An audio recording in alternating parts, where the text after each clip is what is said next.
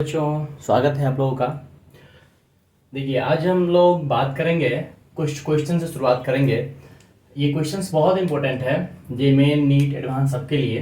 देखिए, आपको दिया हुआ है इलेक्ट्रोड पोटेंशियल कॉपर 2 प्लस से कॉपर में जा रहा है 0.15 वोल्ट। कॉपर प्लस से कॉपर में जा रहा है, इसका इलेक्ट्रोड पोटेंशियल 0.50 वोल्ट। और आपको निकालना है कॉपर 2 प्लस से कॉपर का। तो इसको कैसे करेंगे देखेंगे। तो सबसे पहले इसमें कॉपर 2 प्लस क्या होगा, कॉपर में जा रहा है तो क्या हो रहा है, 2 प्लस ऑक्सीडेशन एक ऑक्सीडेशन स्टेट में जा रहा है, एक इलेक्ट्रॉन का गेन होगा तो कॉपर प्लस में कन्वर्ट होगा। इसका मान लीजिए ये आपका इक्वेशन नंबर 1 है, तो इसका E01 कुछ मान लीजिए दिया हुआ है 0.15 वोल्ट। यही चीजें कॉपर 2 प्लस से आपका 2 इलेक्ट्रॉन गेन करेगा तो बनेगा कॉपर। ये इसका E02 ये भी दे रखा है 0.5 वोल्ट। और आपको निकालना है कॉपर 2 प्लस से कॉपर में जाएगा तो 2 इलेक्ट्रॉन गेन करेगा तो कॉपर में जाएगा। इसका E03 आपको निकालना है। एक बात हम लोग ये सीखे थे कि ई सेल जो होता है वो इंटेंसिव प्रॉपर्टी होता है, उसको हम लोग डायरेक्ट नहीं जोड़ सकते हैं। आपका जो डेल्टा जी होता है उसको हम लोग डायरेक्ट जोड़ सकते हैं। तो आपको निकालना ई सेल है, तो ई सेल को आप पहले दोनों इक्वेशंस में देखेंगे हम लोग, और उसके बाद इसमें ई सेल को डायरेक्ट हम लोग नहीं लिखेंगे, लेकिन इसको ई सेल को डेल्टा जी के फॉर्म में लिखेंगे, वहां से हम लोग ई सेल कैलकुलेट के निकाल लेंगे, वही हमारा आंसर होगा। तो देखिए गौर से थोड़ा देखेंगे तो देखिए कॉपर 2 प्लस से कॉपर में जा रहा है, क्या चेंजिंग हो रहा है, कॉपर 2 प्लस से यहाँ कॉपर प्लस से जा रहा है, कॉपर प्लस से कॉपर में जा रहा है। तो ये इक्वेशंस कैसे आएगा आपको, ये इक्वेशन जो आएगा, इस दोनों इक्वेशन को अगर जोड़ देंगे, थोड़ा गौर से देखिएगा, ये जो इस इक्वेशन को जोड़ देंगे इस दोनों इक्वेशन को, तो आपको आ जाएगा, ये दोनों देखिएगा कट जाएगा, कॉपर 2 प्लस जो है कन्वर्ट हो जाएगा, कॉपर 2 प्लस कन्वर्ट हो जाएगा किसमें, सॉरी यहाँ एक ही इलेक्ट्रॉन का ट्रांसफर होगा, कॉपर बनेगा। तो कॉपर 2 प्लस एक इलेक्ट्रॉन का ट्रांसफर 2 इलेक्ट्रॉन ले लेगा तो कॉपर में बन जाएगा। तो आपका इसका जो होगा डेल्टा G3 जो होगा वो delta G1 plus delta G2 के बराबर होगा। ये कॉन्सेप्ट लगाएंगे। ई सेल को आप डायरेक्ट नहीं जोड़ेंगे, लेकिन डेल्टा जी को आप जोड़ सकते हैं। और ई सेल को आप लिखेंगे क्या, माइनस ऑफ N3F, तीसरे के लिए N3F और E03 लिखेंगे। डेल्टा G0 इसको क्या लिखे, minus of N1F E01 plus of minus of formula में डेल्टा जी बराबर माइनस ऑफ N2F E02 ये लिखेंगे। इसके बाद देखिएगा तो माइनस एफ सब में से कॉमन आ जाएगा, माइनस एफ सब में से कॉमन आएगा, बचेगा क्या आपको N3 E03 बचेगा। इधर क्या बचेगा N1 E01 और इधर से क्या बचेगा N2 E02 बचेगा। आपको ये E03 निकालना है। N3 का वैल्यू कितना होगा, जितना इलेक्ट्रॉन एक्सचेंज होगा वही होगा। तो यहाँ पे देखिएगा तो ये होगा 2, बस की जबकि इसमें होगा आपका कितना, वो N1 का वैल्यू यहाँ पे 1 होगा, यहाँ पे N2 का वैल्यू जो होगा वो भी 1 होगा, जबकि N3 का वैल्यू 2 होगा। यहाँ रख दीजिए 2 into E03 is equal to, ये होगा 1 इंटू E01, E01 का वैल्यू कितना 0.15 प्लस इसका भी वैल्यू N1 इंटू 0.5 है, इसको 0.50 ले लीजिए, तो ये कितना आ जाएगा 0.15 0.65 आएगा।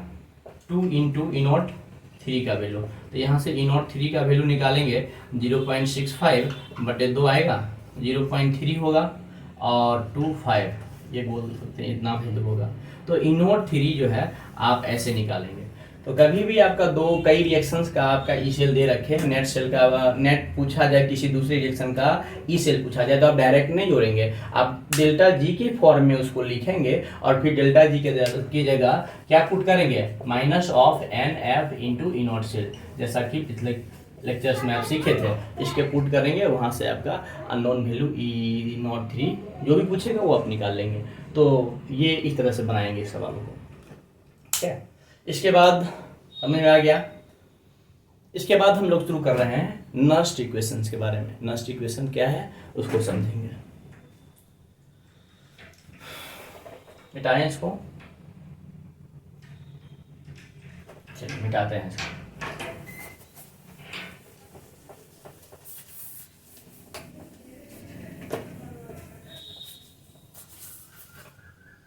आपका नेक्स्ट कॉन्सेप्ट है नस्ट इक्वेशन। नस्ट इक्वेशन, ये जो नस्ट इक्वेशन है ना, आपका जब आपका सेल में जो रिएक्शंस हो रहा है वो दिया रहे और आपको ईएमएफ निकालना रहे तो उस केस में आप लगाएंगे। जैसे देखिए कोई इक्वेशंस है ए से बी और आपका जो है सो इसमें सी से बन रहा है सी, डी से बन रहा है डी। इस इक्वेशन में हमको क्या है कि रिएक्शन क्वाशिएंट क्यू का भी जरूरत पड़ेगा, तो यहाँ क्यू का वैल्यू निकालेंगे। प्रोडक्ट का कॉन्सेंट्रेशन बाय रिएक्टेंट का कॉन्सेंट्रेशन होगा, तो प्रोडक्ट में सी है, सी के पावर सी, डी के पावर डी लिखेंगे, बाय ए के पावर ए और बी के पावर बी, ये होगा। अच्छा एक बात है, यहाँ पे इलेक्ट्रॉन कितना ट्रांसफर हो रहा है ये पता नहीं चल रहा है, तो नस्ट इक्वेशंस में ऑक्सीडेशन रिडक्शंस होता है, इलेक्ट्रोकेमिकल सेल्स में इलेक्ट्रॉन ट्रांसफर ये पता चलना चाहिए। तो हम लोग ऐसा करते हैं, जो गैल्वेनिक सेल का इक्वेशन लिख लेते हैं। तो चलिए आपका ये जिंक है, जिंक सॉलिड, और इधर था कॉपर 2+ एक्वस फॉर्म में। ये ट्रांसफॉर्म होता है जिंक किसमें, जिंक 2+ में एक्वस फॉर्म में, और प्लस यहाँ से कॉपर जो है सॉलिड फॉर्म में। तो इसमें आपका ये तो पता चल रहा है ना कि यहाँ पे एन का वैल्यू कितना होगा, एन फैक्टर इस इक्वेशन का 2 होगा। तो आपका नस्ट इक्वेशन के हिसाब से ई सेल का value, E naught cell potential जो होगा स्टैंडर्ड कंडीशन पे cell potential minus RT by N F log Q, ये होता है, ध्यान रखेंगे। तो ये आपका है स्टैंडर्ड कंडीशन पे सेल पोटेंशियल। आर तो जानते ही हैं, गैस कांस्टेंट है, जिसका वैल्यू कितना 8.314 होगा, जिसको हम लोग शॉर्ट में 25/3 यूज कर लेंगे। टी जान रहे हैं आप, टेम्परेचर है, एस से केल्विन में लेना है इसको। एन तो समझ ही रहे हैं, एन फैक्टर है, नंबर ऑफ इलेक्ट्रॉन एक्सचेंज है 100। और आपका क्या है, तो एफ है आपका फैराडे है, एफ आपका फैराडे है, 1 फैराडे बराबर 96500 कूलम होगा, 1 फैराडे बराबर 96500 कूलम। ये बातें हो गई। और क्यू है रिएक्शन क्वाशिएंट, ये है। देखिए तो एसटीपी कंडीशन पे, स्टैंडर्ड कंडीशंस पे हमको आर, टी और एफ इस सब का वैल्यू हम लोग जानते हैं। एक मिनट, यहाँ पे एल एन होगा, एल एन क्यू होगा। इसको लॉग के फॉर्म में लिखेंगे ना, तब बन जाएगा हम लोग का इक्वेशन।